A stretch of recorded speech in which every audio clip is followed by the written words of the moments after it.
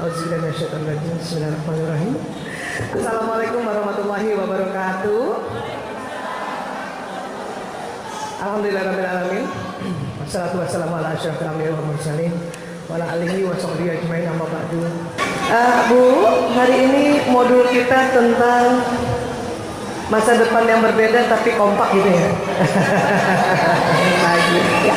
Baik, hari ini sebetulnya saya mau cerita tentang watak. Ya Bu? Iya. Ibu-ibu punya anak berapa? Ada 3. Ada yang wataknya mirip ibu? Ada yang wataknya mirip ibu? Ada. Ada yang wataknya mirip bapaknya? Ada. Cuman ibu-ibu suka curang kalau ada yang jelek-jelek, wah ini kayak bapaknya. Ya baik. Saya juga punya anak 5, 4 laki-laki, 1 perempuan, beda-beda wataknya ya. Iya, ya. Baik. Kalau kita bicara watak Bu, ini kita lihat dulu. Ya. Jadi setiap orang itu unik, bagaikan batu. Ya. Beda-beda nggak batu Bu? Waktu zaman batu siapa yang suka main batu? Buat cincin maksudnya. Ya, batu itu jenis tetap sama, ya, tidak bisa berubah, tapi yang bisa diubah adalah bentuknya. Ibarat watak juga tetap sama, tidak bisa dirubah, tapi bisa diperbagus. Sepakat ya? Ya, yuk lanjut. Jadi watak itu genetik atau turunan menurun, ya. Kok kayaknya belakangin kawan-kawan di sini nggak enak, jadi gini aja. Watak itu genetik turunan. Maka saya tanya tadi, siapa yang mirip wataknya ibu? Siapa yang mirip watak ayahnya? Tapi seandainya punya anak, ibu bingung, ini nggak kayak saya, nggak kayak bapaknya. Nggak usah bingung Bu, mungkin kayak kakek neneknya. Kakek nenek yang keberapa? Mungkin yang di atas kita 3 tingkat. Ibu sempat ketemu nggak? Ketemu, ya. Nah ini dia. Itu namanya kromosom. Yang titik-titik biru itu namanya gen. Itu betul Bu, kalau di foto warnanya biru. Makanya kenapa kita dibilang berdarah biru? Sebetulnya semua orang berdarah biru. Ya, tapi ini bukan di darahnya, ini di kromosom. Ya, iya. Next lagi. Ibu masih ingat waktu belajar biologi? Kromosom wanita XX gitu, kromosom pria XY gitu, masih ingat? Tidak kabur pada saat itu ke kantin ya? Nah ini kita ulang sedikit ya. Wanita kromosomnya XX, laki-laki XY. Wah Isa, kromosom kayak apa sih? Nah kayak gini. Nah itu. Jadi kalau pakai mikroskop kelihatannya kayak gitu. Tapi itu perbesaran ratusan juta kali. Kecil kromosom itu. Karena bentuknya kayak X, maka kata para ahli, ya sudah kita sebut aja X. Pada wanita itu 2 XX. Pada pria 1 di X, 1 yang kakinya kecil gitu. Makanya dia bingung, para ahli bingung nih kasih nama apa ya? Kok buntut kayak gini? Akhirnya karena yang 1 namanya X, ya sudah kita kasih nama Y. Ya. Di dalamnya apa Bu Aisyah? Di dalamnya itu lingkar-lingkar panjang namanya kromatin. Di dalam kromatin itu ada gen. Nah, disitulah ya yang membawa apa? Membawa pesan informasi.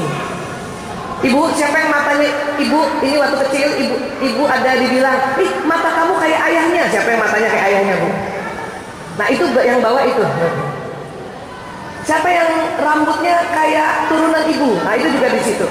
Jadi semua informasi biologis yang bawa adalah kromosom, termasuk penyakit bawaan. Siapa yang hipertensi Bu? Nah itu dibawanya dari situ. Siapa yang dapat warisan pabrik gula? Diabetes, itu juga dibawanya di situ. Siapa yang mendapat warisan kelainan jantung? Nah itu juga dari situ. Ternyata bukan hanya itu saja yang diturunkan, termasuk watak. Ya, ya. Next lagi. Nanti setelah ketemu telur seorang ibu dengan sperma seorang ayah melebur, semuanya melebur tuh, kemudian menjadi janin, ya. Dan pesan watak Allah simpan di otak. Ini otak manusia ya Bu. Waktu kajian lalu, kapan tuh ya, lupa gitu ya. Kita pernah belajar otak ya. Otak manusia terbagi dua Bu, kanan dan kiri. Terbagi duanya digarisin. Nah, next. Kemudian ditaruh sama Allah jenis watak itu di otak. Tadi otak terbagi dua, kiri kanan. Sekarang kita belajar lagi, setiap belahan dibagi 4. Supaya gampang dilihatnya, kita kasih warna merah, kuning, hijau, biru. Watak yang di mana? Watak posisinya di lobus parietalis yang warna kuning. Di situ. Kanan kiri Bu. Coba Ibu pegang dulu semua kepalanya, yang bagian tengah. Ubun-ubun Ibu yang di sini, taruh ini di sini, terus ini ke belakang gini. Nah, segenggaman itulah tempat watak Ibu masing-masing. Di dalamnya ada program kekuatan dan kelemahan. Jadi sudah Allah beri itu. Tinggal kita nyalakan. Yang mana yang mau dinyalakan? Yang kekuatan atau kelemahan? Ya, ya. Lanjut. Kalau kita belajar watak untuk apa kegunaannya? Satu, bisa tahu kita dibuat dari apa, paham tentang siapa diri kita, tahu kekuatan sehingga bisa diangkat kekuatan, tahu kelemahan sehingga bisa dikurangi kelemahan, terus tahu bagaimana cara menyesuaikan diri. Di mana? Ya di keluarga maupun di perusahaan atau di tetangga atau sosialisasi. Ya, saya janji insya Allah, walaupun waktunya singkat, Ibu keluar dari ruangan ini, Ibu bisa mendeteksi watak anak masing-masing, watak suami, watak ibu mertua, watak tetangga. Gak perlu lagi nanti cari-cari di handphone yang pakai SMS itu, ketik rek spasi jeneng, nah gak perlu lagi. Insya Allah bisa. Ya, yuk lanjut. Watak karena dari dulu sudah ada, maka diteliti oleh banyak ilmuwan. Penelitian pertama diteliti oleh namanya Hippocrates. Hippocrates ini lahir 300 tahun sebelum Nabi Isa alaihissalam.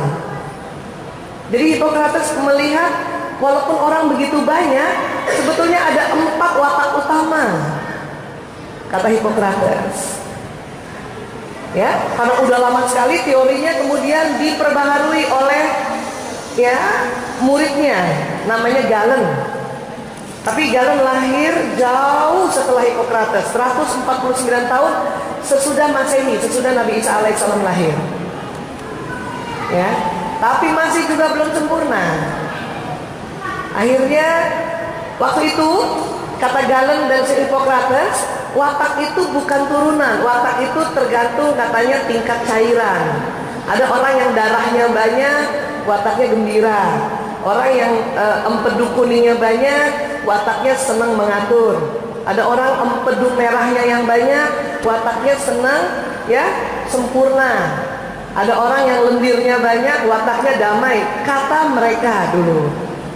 Tapi pada abad 18 ditemukan gen, akhirnya gugur dia punya teori. Jadi watak itu adalah genetik, turunan. Karena dari ayah dan dari ibu, maka jenis watak kita yang ada di kepala tengah ini, di lobus parietalis, masing-masing 2 jenis. 2 jenis. Ibu sudah kenal belum wataknya? Ibu udah kenal watak ibu? Aduh, kalau gitu kita kenalan sama watak kita ya. Habis itu nanti bisa kenal nanti dengan watak suami, dengan watak anak dan sebagainya. Boleh? Jadi latihannya adalah mengenal watak diri sendiri. Ya, baik. Next lagi. Nah, di abad 21-20 ini ada Ibu Florence Litter, ilmuwan yang menemukan cara mendeteksi watak dengan cepat. Sebetulnya Bu, kalau mau tahu watak sesungguhnya Ibu, itu harus pakai alat. Namanya apa? Alat foto aura. Ada di sini? Nah ini akuratnya 90%. Cuma di Indonesia jarang foto aura.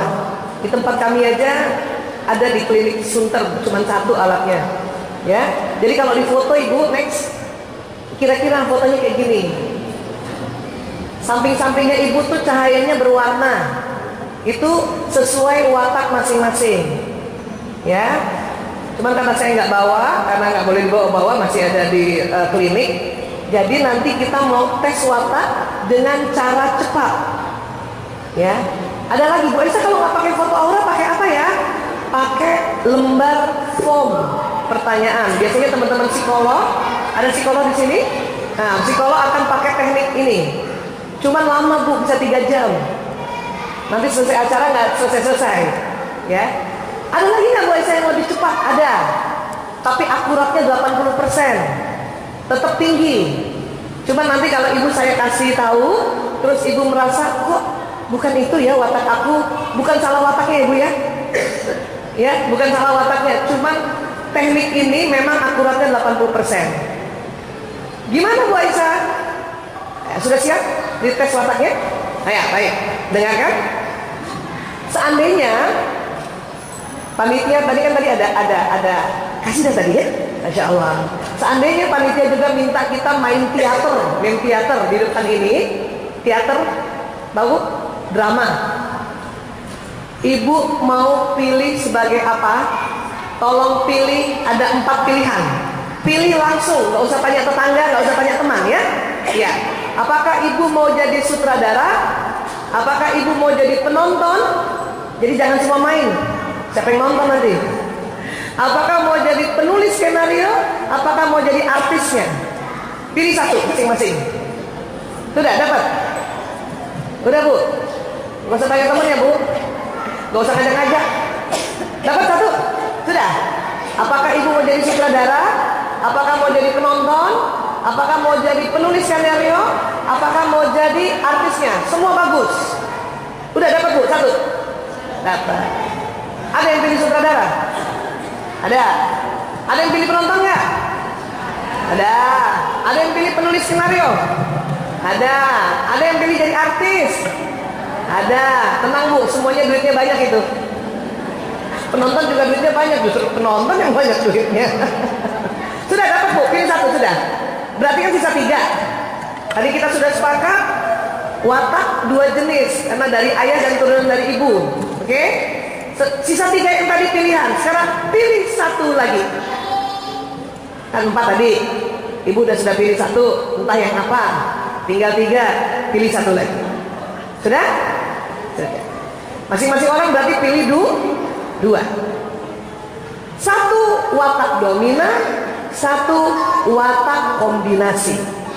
Entah dari mana yang turunan ayahnya dan dari mana turunan ibunya, nanti ibu di rumah baru ibu silsilahin lagi gitu. Ya. Setuju ya? Nah, sekarang dengar. Adakah watak yang pilih penonton? Pilihan pertamanya? Ada? Ada. Dan pilihan keduanya penulis skenario, ada nggak? Jadi penonton dan penulis skenario, ada? Nah, oke. Itu paduan yang sudah lazim. Ya, itu insya Allah 85% naik lagi akuratnya. Sekarang, adakah yang pilihan pertamanya penulis skenario, pilihan keduanya penonton? Ada? Nah, itu juga watak yang sudah lazim. Itu tepat itu, 85%. Akuratnya naik. Sekarang, adakah yang pilih penonton yang pertama, pilihan keduanya artis? Ada nggak Bu? Nah, itu juga betul. Itu lazim sekali. Atau kebalikannya, pilihan pertamanya artis, pilihan keduanya penonton. Ada? Ada. Sekarang, adakah pilihan pertamanya penulis skenario, pilihan keduanya sutradara? Siapa? Ada? Ada, itu juga lazim. Pilihan pertamanya sutradara, pilihan keduanya penulis skenario. Ada? Oke. Itu 85% udah naik akuratnya ya. Adakah pilihan pertamanya sutradara, pilihan keduanya artis? Ada? Sutradara artis? Wih, banyak. Itu juga lazim. Sekarang, adakah pilihan pertamanya artis, pilihan keduanya sutradara? Ada? Nah, itu juga lazim. Yang gak lazim apa Bu Aisyah? Siapa yang pilih penonton pertama, pilihan keduanya sutradara? Itu tidak lazim. Salah nggak?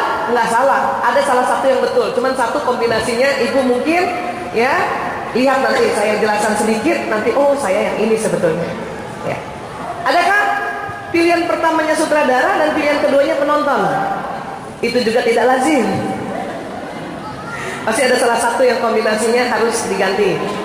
Adakah pilihan pertamanya penulis skenario, pilihan keduanya artis? Ada nggak yang gitu? Itu tidak lazim juga. Pilihan pertamanya artis, pilihan keduanya penulis skenario. Ada? Itu tidak lazim juga. Jadi kalau kita mau bikin begini, ya Mbak Wiwi, kotaknya. Nah, kalau bawah sama bawah itu lazim. Atas sama atas lazim. Atas bawah yang lurus lazim. Yang tidak lazim adalah watak yang bersilang. Ya. Bukan, tadi saya dulu bilang, bukan watak ibu yang salah, cuman tidak lazim. Mungkin salah satu watak ada karena pola asuh atau terikut karena pasangan hidup. Ya, iya. Sekarang, adakah yang pilih penonton pertama tadi? Ada? Dan pilihan penonton yang kedua? Berarti di kepala ibu Allah sudah kasih program hasrat orang penonton itu adalah damai. Betul Bu? Ibu yang pilih penonton orangnya selalu damai, tidak suka bertengkar, ya, iya, cepat setuju kalau ada apa. Banyak temennya, karena dia tidak suka bertengkar. Orang yang damai senang menjadi pengamat, dia senang mengamati, ya Bu. Gampang mau tahu orang damai betul apa enggak. Ajak-ajak ke restoran, ke kantin, tanya kita mau traktir, ibu mau makan apa? Jawabnya terserah. Itu asli orang penonton itu asli orang damai. Ya, kekuatannya apa orang damai? Orangnya sangat tenang, ya. Kemudian banyak temennya, suka bantu temennya. Tapi kalau dia ada acara, nggak ada yang bantuin. Karena dia nggak enak nyuruh, pekeuhan, kan pekeu ya, orang Jawa bilang ya, nggak enak hati nyuruh. Kalau bisa dia yang ngebantuin, nggak usah deh, nggak ada yang bantuin nggak apa-apa gitu. Ya, orang yang damai jarang marah, tapi sekalinya marah ya Allah, dia nggak mau lihat orang itu lagi gitu. Saking jarangnya marah, energinya habis untuk handle perasaan, makanya cepet lobet. Gampang ngantuk, nyender dikit bisa tidur. Kalau orang yang pilih penonton yang pertama tapi, ya, yang utamanya dia penonton. Ajak naik mobil lurus aja, ya Allah, bu, ya Allah udah damai banget. Karena apa? Karena energinya habis untuk menghandle emosinya agar selalu damai. Siapa yang punya anak ini kira-kira? Yang jarang membantah kalau ibu nasihati. Itu tipe damai itu. Cuman juga gitu, kalau ada yang harus disuruh, dia akan tunda-tunda. Itu kelemahannya. Tarsok. Nunda. Pas kepepet, wah baru deh. Makanya tipe penonton ini, ada buku bagus dibaca Bu. The Power of Kepepet. Itu bagus. Saya tipe damai soalnya. Makanya tadi lama di jalan itu aku istirahat juga. Saking sakit kepala sebetulnya. Ya. Nah, ya itu tipe damai ya. Kombinasinya bisa ke penulis skenario, bisa ke artis. Ada Bu, gitu Bu. Yang penulis skenario, gimana sifat itu Bu Aisyah? Yang memilih penulis skenario berarti di otaknya sudah hasrat sempurna, selalu ingin melakukan apa-apa dengan benar. Betul Bu? Takut salah. Siapa yang pilih penulis skenario tadi? Selalu melakukan ingin sesuatu yang rapi, benar, tepat, takut salah. Kenapa? Karena hasratnya selalu sempurna. Ciri khasnya pemikir. Kenapa? Apa-apa dia selalu pikirkan. Ya. Tipe penulis skenario nih, siapa yang pilih penulis skenario nih? Ini udah bener belum nih? Kalau yang penulis skenario pilihannya benar tepat, memang dari aslinya begitu, itu gampang mendeteksinya. Maaf, pencet pasta gigi atau pencet odol selalu dari bawah. Betul? Karena selalu mau rapi. Bahkan kadang sudah habis pun dia lipat itu odolnya. Ada yang ekstrim, sudah dilipat, dibuka, digunting, ambil dalamnya tuh odol. Ya ini nih. Ini waktu mahasiswa kali ya. Duit kiriman belum datang ya. Sabun cair, habis sabunnya botolnya nggak dibuang, kasih air dikocok-kocok. Nah itu, tipe itu tuh. Sabun batang kecil aja nggak dibuang bu, diapain? Ditempel sama sabun berikutnya. Nah, cakep. Kenapa?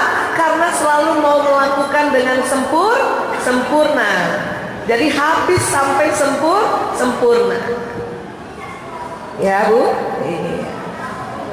Apa kehebatan orang pemikir, penulis skenario? Banyak apa? Melakukan pekerjaan selalu detil, selalu rapi detil. Kalau belum selesai pekerjaan ini, dia nggak mau pindah ke pekerjaan berikutnya, betul bu? Dan selalu mau melihatnya detil. Kalau ada acara, misalnya ini pakai meja doang, nggak ada taplaknya, sakit kepala tuh. Pasti dia akan suruh pakai taplak. Watak lain, nggak usah, yang penting ada mejanya. Gitu. Bisa paham ya bu? Itu yang penulis skenario. Kelemahannya apa? Karena selalu mau sempurna, sering mengambil keputusan agak lama, betul? Ya.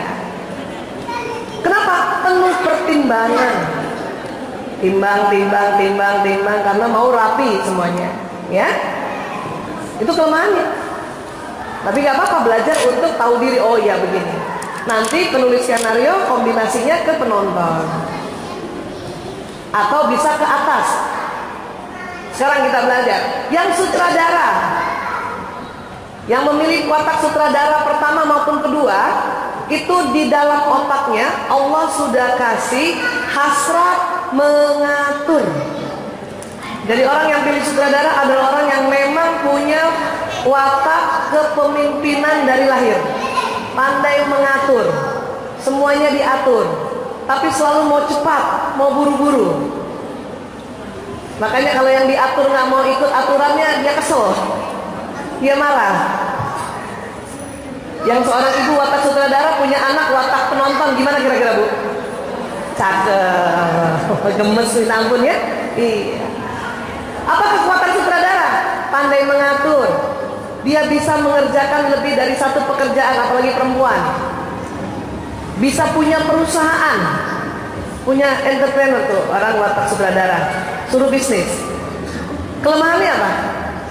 Ya, mau buru-buru. Kalau nggak banyak taklim, jadi bosi. Itu. Kalau dia kombinasinya dengan penulis skenario, oh berarti dia wataknya senang mengatur dan mau yang sempurna. Dia punya orientasi target. Kalau ke sampingnya Bu Aisyah, ada tadi yang pilih artis. Nah, yang pilih artis, di otaknya itu Allah sudah kasih hasrat gembira. Walaupun sedang sedih, dimarahin suami di rumah, sampai ke tempat majelis taklim sudah bisa ketawa. Bisa gitu. Ciri khasnya memang dia pembicara. Ya, artinya apa? Kalau nanti di kumpulan, dia selalu bawa berita itu. Dan kalau cerita seru banget. Sampai yang dengar tuh sakit tertarik. Kadang kalau memberikan informasi, ya, lu tahu nggak? Ada bakso enak banget kalau ngomong gitu. Yang denger tuh sampai ngiler banget. Itu bakso uratnya ya Allah, urat semua. Ada yang gitu. Terus temennya tanya, kamu udah coba? Belum. Kok tahu enak? Temen aku yang coba katanya enak. Itu begitu. Dan asik kalau dia cerita. Kalau anak-anak yang tipe begini Bu, itu senang cerita satu dan gembira. Ya. matanya berbinar-binar dan senang memuji. Gitu. Orangnya spontan, banyak ide. Cuman kelemahannya apa? Tidak bisa mengerjakan sesuatu yang terlalu kecil-kecil. Yang detail nggak bisa. Itu keterampilan orang yang pemikir atau yang di bawah. Yang artis tidak bisa begitu. Setiap dia mau melakukan sesuatu lagi, sampai kecil-kecil, ada ide baru lagi. Jadi bikin lagi yang baru. Ada lagi ide baru. Karena seperti itu makanya sering nggak rampung dia punya kerjaan. Tapi kekuatannya, idenya banyak. Kelemahannya apa lagi? Terkesan berantakan. Anak saya yang pertama tipe artis, Bu. Kalau nanti habis bangun tidur, selimutnya nggak dirapiin. Kalau saya tanya, nak, selimutnya kok nggak dirapiin? Alah, nggak apa-apa, Bu, ntar malam juga dipakai lagi. Jadi agak slorgan. Kebalikannya anak ketiga saya tipe pemikir. Nggak usah disuruh, Bu, bangun tidur selimut dirapiin, ujung ketemu ujung, ya kan? Tipe artis bisa ke bawah, bisa ke samping. Kalau dia ke bawah berarti dia senang gembira dan dia selalu damai. Nah, itu kalau ada watak artis, penonton dan penonton artis itu banyak temennya itu. Dia uangnya nggak terlalu banyak tapi temennya banyak. Bisa kemana-mana nggak pakai duit itu, karena temennya yang ngajak.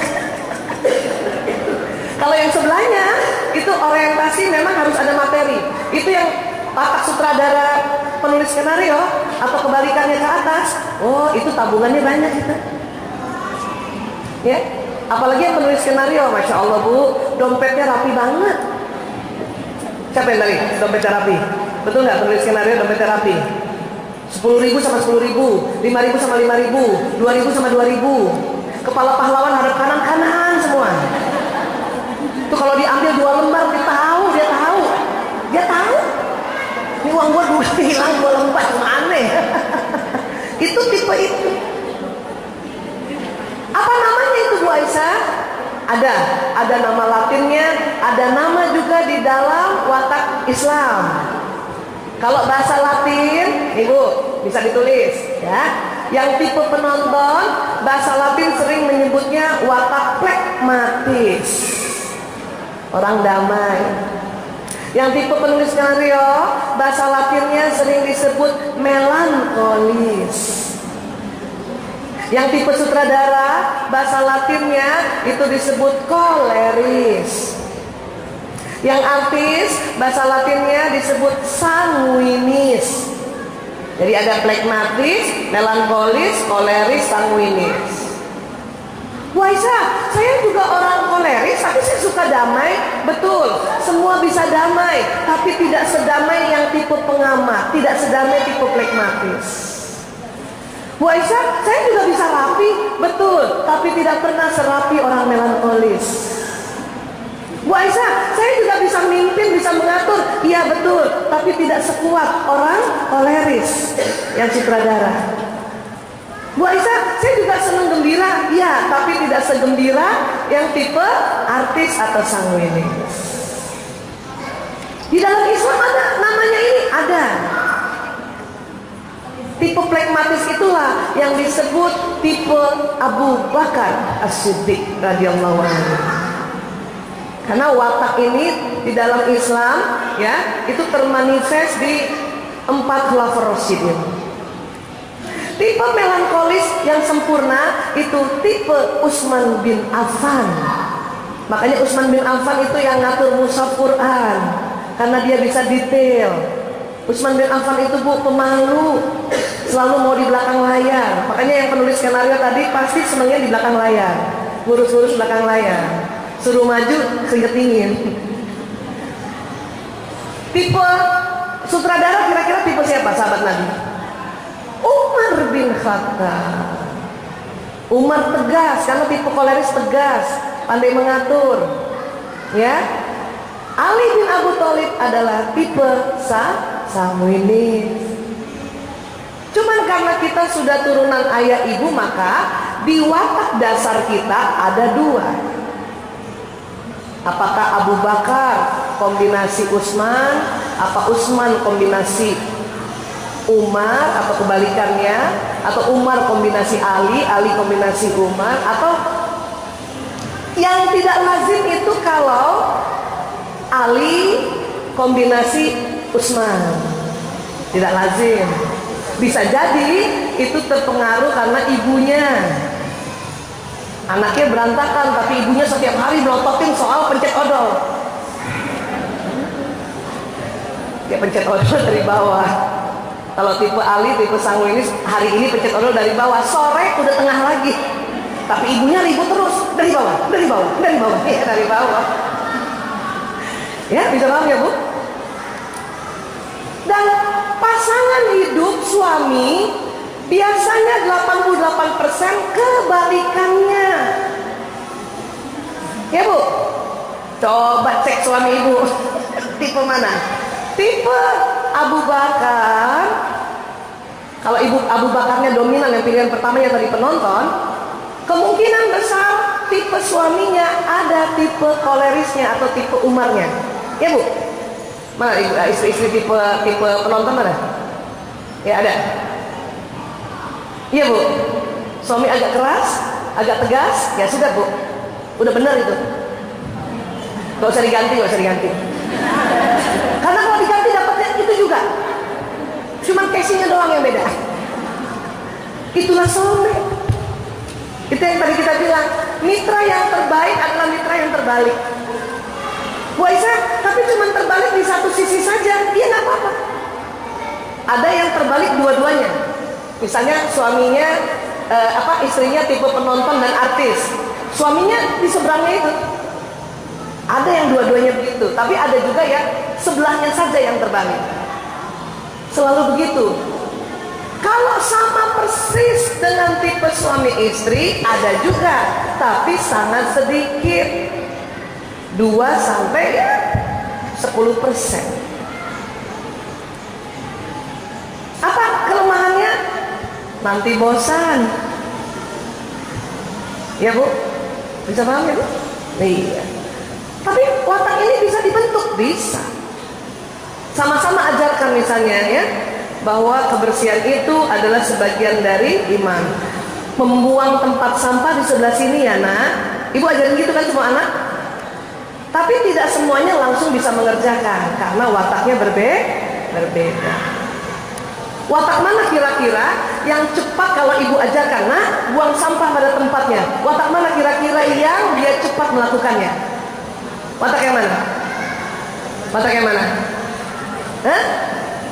Yang cepat. Nah, kalau ada, iya, dua watak di bawah ini, flegmatis dan melankolis, dia cepat.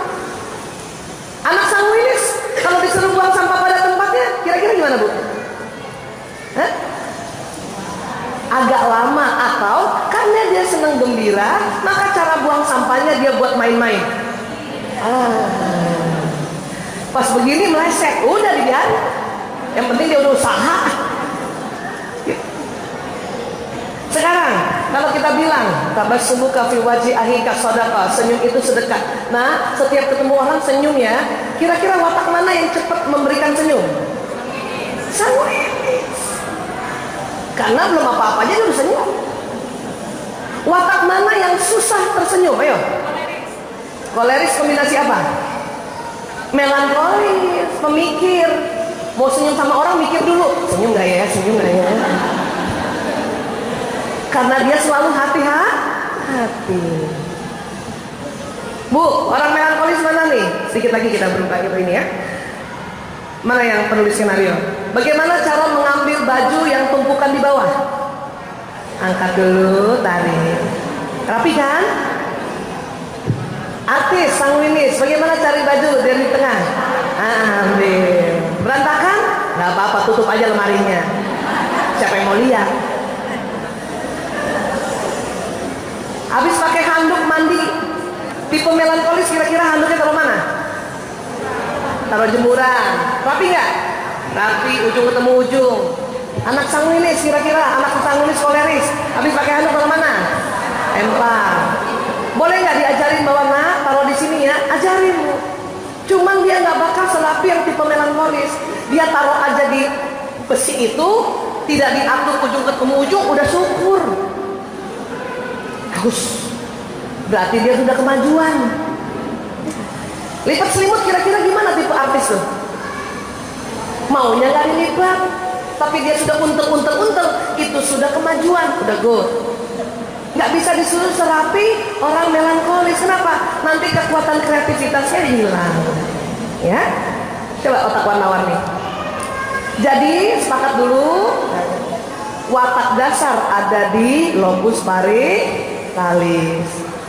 Ibu kasih nasihat, ibu ajarkan peraturan, nanti masuk di otak yang merah. Sehingga watak ini bisa dibentuk. Hanya apabila ibu ajarkan anak-anak sebuah peraturan atau nasihat, kemudian ada anak yang cepat melakukan, ada anak yang agak lama, atau ada anak yang caranya juga, itu karena wataknya, bukan karena dia membangkang. Bisa paham ya Bu? Terus saja kasih arahan. Insya Allah nanti dia melakukan, cuman nggak ada yang bisa sama. Ya. Kalau misalnya, ayo anak-anak main di panggung. Watak mana yang cepat senang ke panggung? Yang atas, artis dan sutradara. Anak yang melankolis, apalagi penonton sama pemikir tadi, pemikir pengamat itu, ibu suruh maju ke depan, dia ngumpet di belakang ibu. Nggak boleh dimarahin dan tidak boleh bilang ini nggak pede, nggak pede. Bukan begitu. Anak itu pedenya adalah selalu di belakang panggung. Bikin apa? Bikin cerita, menulis novel. Makanya penulis skenario film nggak pernah ngetop, tapi filmnya yang ngetop, artisnya yang ngetop, ya kan? Jadi percaya diri bukan karena dia berani maju di panggung. Bisa paham ya Bu? Iya, Masya Allah Ibu, saya mohon maaf waktu sudah menunjukkan. Tapi mudah-mudahan sudah bisa kebayang. Sudah bisa mendeteksi anak masing-masing? Nah, gampang kan? Sudah bisa mendeteksi suami? Nah, tapi jangan juga merasa, Bu Aisyah, kok saya nggak kebalik ya? Apakah saya salah suami? Jangan begitu. Bisa jadi ibu salah mendeteksi doang, bukan salah suami. Iya, Ibu, karena memang sekarang waktunya untuk azan zuhur. Dan kemudian juga ada siswa-siswa yang mau sholat berjamaah. Oh, tidak. Oh ya, baik. Mungkin kita sebentar untuk azan sebentar ya Ibu ya. Nanti selesai azan kita bisa lanjutkan kembali. Oh ya, paling sebentar aja lagi juga masih kita bisa sholat ya. Bisa.